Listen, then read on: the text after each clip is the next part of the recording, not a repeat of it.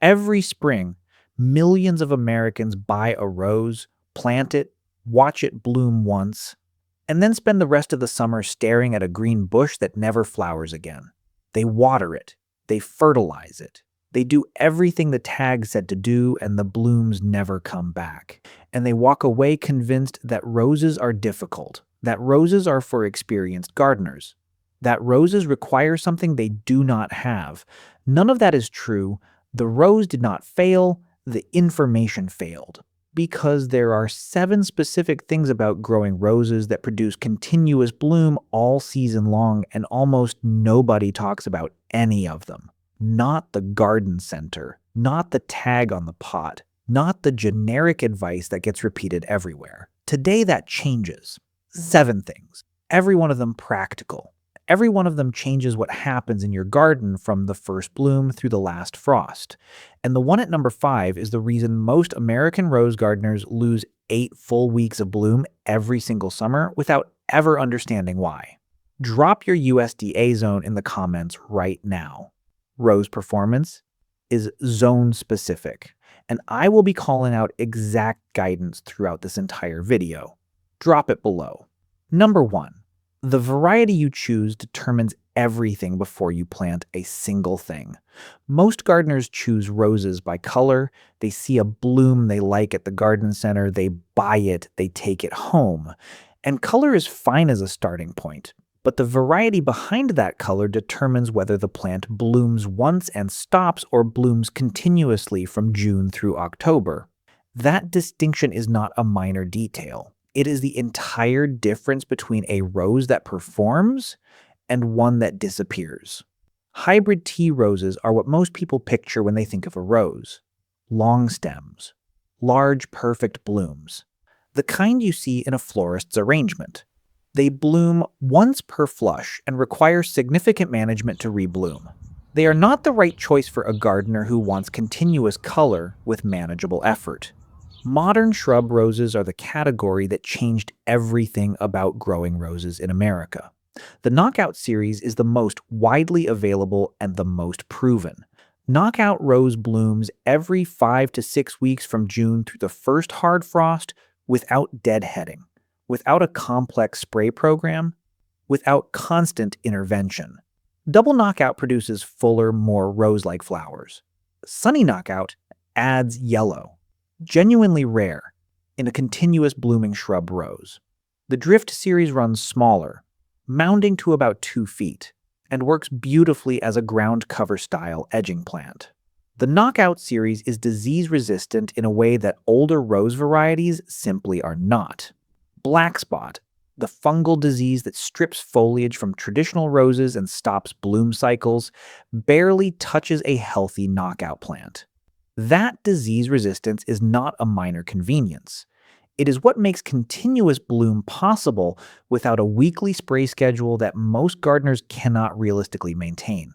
Know what you are buying before you buy it. The variety is the foundation. Every other decision builds on it. Number 2. Where you plant determines how much it blooms. Roses need sun. Not some sun. Not morning sun with afternoon shade in most climates. 6 hours of direct sun is the minimum for reliable rebloom. 8 hours is where roses perform at their absolute best. A rose planted in 4 hours of sun survives. It produces some flowers. It never becomes what it was capable of becoming. Here is the specific mistake that costs American gardeners bloom all season. They plant roses against the north or east side of a house or fence because that is where the bed is. The rose grows. It leafs out. It even flowers once in spring when light levels are highest. And then summer arrives. The sun angle changes. The shadows shift. And the plant is sitting in conditions that no longer support the energy demands of continuous rebloom. The blooms slow and stop. The gardener adds fertilizer. Nothing changes. The problem was never nutrition. It was always light. Before you plant, stand in the proposed location at noon on a clear day and look honestly at how much direct sun that spot receives across the full day. If the answer is less than 6 hours, move the rose. No other decision you make about that plant matters more than this one. Air circulation matters almost as much as sun. Roses planted against walls, packed tightly against other shrubs, or placed in corners where air movement is restricted develop fungal disease pressure regardless of how disease resistant the variety is. A rose needs air moving around it. That air movement keeps foliage dry between waterings and after rain, which is the primary defense against the fungal diseases that interrupt bloom cycles. Number 3. How you water is making or breaking your bloom cycle. Overhead watering is one of the most consistent causes of rose disease and interrupted bloom in American gardens. Sprinklers, hose spraying from above, anything that puts water directly on the foliage creates exactly the wet leaf conditions that black spot, powdery mildew, and botrytis need to establish and spread.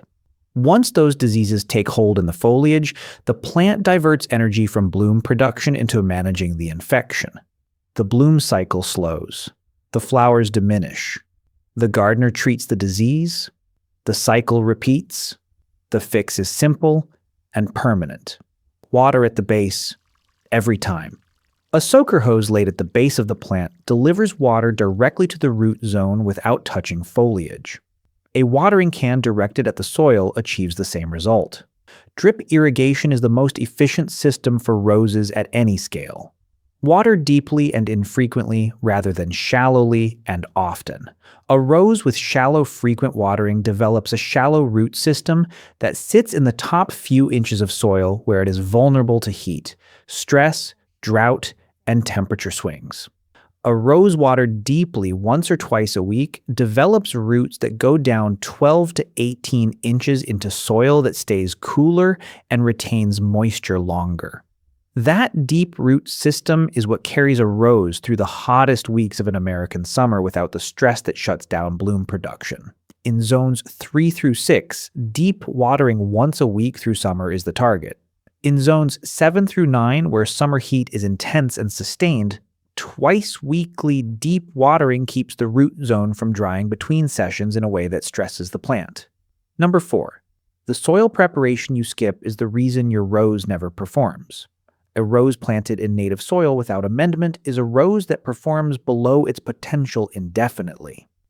Most American native soils are either too heavy and clay-based, holding moisture around the root zone in ways that invite root rot, or too sandy and fast-draining, unable to hold moisture long enough between waterings to support the energy demands of a continuously blooming plant.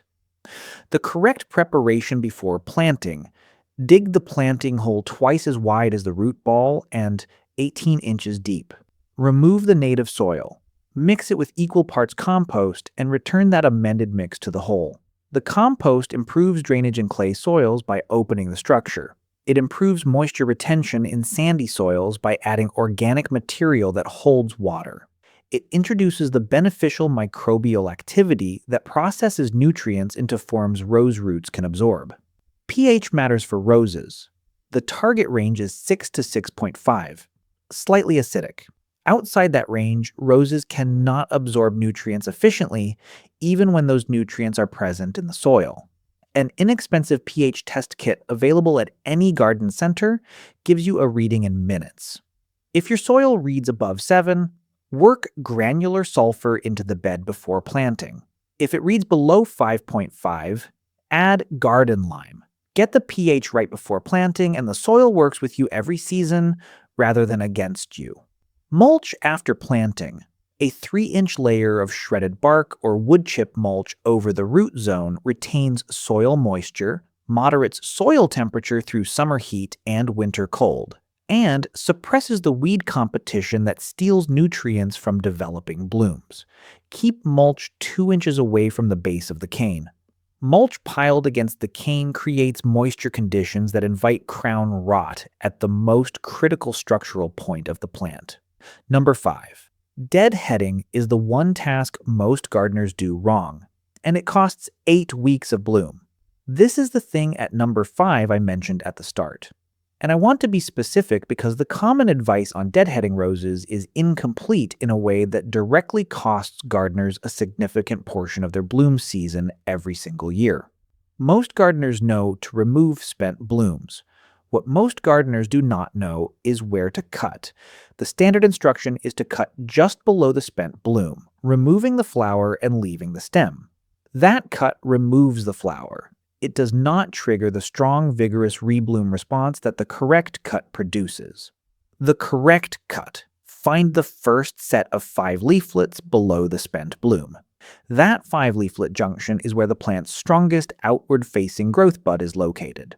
Cut at a 45-degree angle just above that junction, angled away from the bud. That cut signals the plant to redirect energy into that growth bud specifically, producing a strong new flowering stem rather than a weak, short stem that carries a small bloom.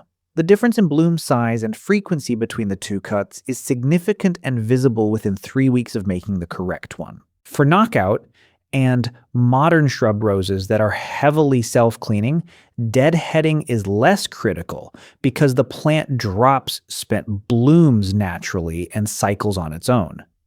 But even on self-cleaning varieties, removing spent clusters at the 5-leaflet junction every 2 to 3 weeks accelerates the rebloom cycle measurably and keeps the plant producing at its highest capacity through the full season. Subscribe right now if you are still watching and have not yet. This channel puts out zone-specific, experience-based gardening content every single week. The kind of specific information that changes what actually happens in your garden. Hit subscribe. It costs nothing, and it means the next video finds you automatically. Number 6. Fertilizing at the wrong time is shutting down your bloom cycle. Roses are heavy feeders during active growth and bloom. They need consistent nutrition through the growing season to support the energy demands of continuous flowering. But the timing of that nutrition determines whether it helps or damages the plant. Start fertilizing in spring when you see the first 3 to 4 inches of new growth emerging from the canes. A balanced, slow-release granular fertilizer worked lightly into the soil surface at the drip line, not piled against the base, feeds the plant steadily through the first bloom cycle and into the second. After each bloom flush, apply a liquid balanced fertilizer. Liquid feeds absorb faster than granular and give the plant an immediate nutrition boost at the specific moment it is rebuilding energy for the next flowering cycle. That timing, feeding at the end of each flush rather than on a fixed calendar schedule, produces faster rebloom and larger flowers in successive cycles. The critical stop date. In zones 3 through 6, stop all fertilizing by August 15th. In zones 7 through 9, stop by September 1st. Fertilizing past these dates pushes the plant into producing soft new growth that has no time to harden before the first frost. That tender growth is killed by cold, and the damage can extend into established canes, compromising the plant's structure going into winter. Feed aggressively through the season. Stop completely at the right time. That combination keeps the plant productive through every bloom flush and healthy through every winter. Number 7. Winter preparation in zones 3 through 6 determines whether your rose comes back strong or barely survives. A rose that goes into winter without preparation in cold zones comes back compromised. Fewer canes, weaker structure, a bloom season that starts late and produces less than the plant was capable of. Winter preparation is not difficult. It is a one-afternoon task that changes what the following season looks like. After the first hard frost, when the plant has gone fully dormant, cut canes back to 18 to 24 inches. Mound 8 to 10 inches of soil or compost over the crown, the point where the canes meet the roots. That mound insulates the most critical part of the plant through freeze and thaw cycles that would otherwise damage the crown tissue. Do not use mulch alone for this mound. Mulch is too light and too airy to provide the thermal mass that soil or compost provides. In zones 4 and 5, add a layer of straw or shredded leaves over the soil mound after the ground freezes. The goal is not to keep the plant warm. The goal is to keep the soil temperature stable. It is the repeated freeze and thaw cycles of variable winter temperatures that damage rose crowns. Consistent cold with good insulation is far less damaging than alternating warm and cold days without protection. In zones 6 through 9, winter preparation is minimal. Cut canes back by 1/3 in late fall. Mulch the root zone. The plant handles the rest without intervention. In spring, remove the soil mound before new growth begins. Remove it gradually over a week rather than all at once, giving the newly exposed crown time to adjust to ambient temperatures rather than experiencing a sudden shift. That gradual uncovering is a minor step that prevents the late frost damage that catches gardeners off guard every April when they remove winter protection too quickly, and a late cold snap hits tender new growth. Drop a comment right now and tell me what zone you are gardening in and what your roses have done this season. I read every single comment. If this video gave you one thing you are changing this week, subscribe right now. Practical, specific, experience-based gardening content every single week. Real information for real American gardens. The next video is already coming. Make sure it finds you.